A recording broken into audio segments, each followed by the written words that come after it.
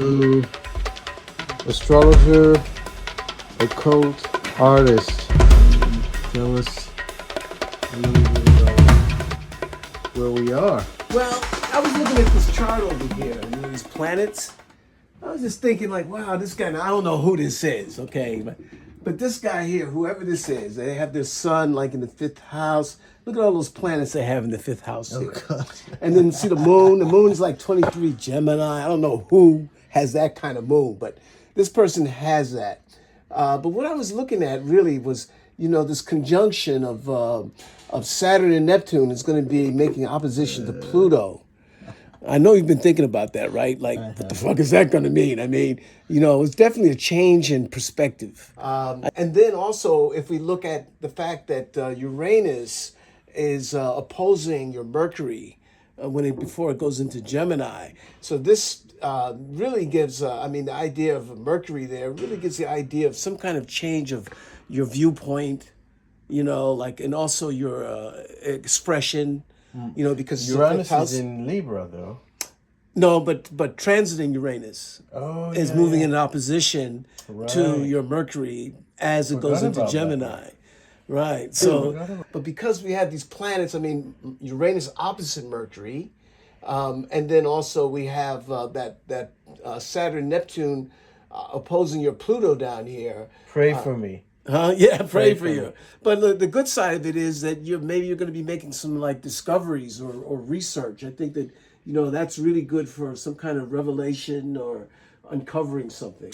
Let's. So this wheel, you used to do readings on this wheel, right? Because I didn't have anything in the way of it, and so the people would sit there, and then and this looks really, with all sort of stuff not here, it looks like a big eye, eyelashes down here. So that's medicine wheels. So this one I did around 81 or something. And after doing that, that's when I became the first time that somebody said, you have to make a choice between being an astrologer or an artist. And they're like, choose?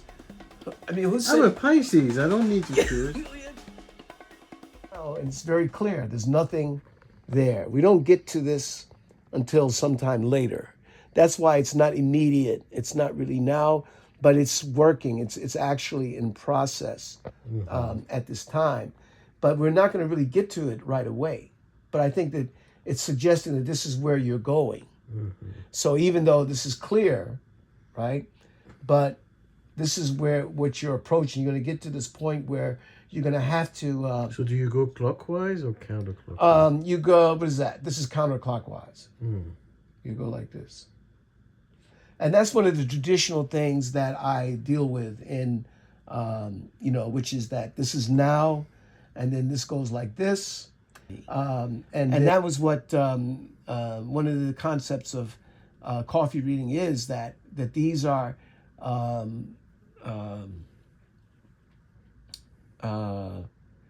messages that come from those spirits that guard us. They're the ones who bring us certain tarot cards. Yeah. They're the ones that whisper in our ear and say, do you really want to go in that direction? You mentioned burning the metal, the copper. So what do these pieces go for if somebody's interested? Well, of course, it depends on which pieces. Like the sun there that's turning. Oh, that one there. Okay, yes. That would be 400. And the woman feline next to it.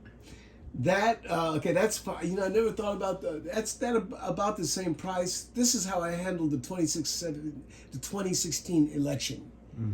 I was these are beings from outer space who have come to say, okay, humans, you're not doing this shit right, so we're coming down. So this one it's a combination of feline and like seal. That these are beings that live in the water and also on land.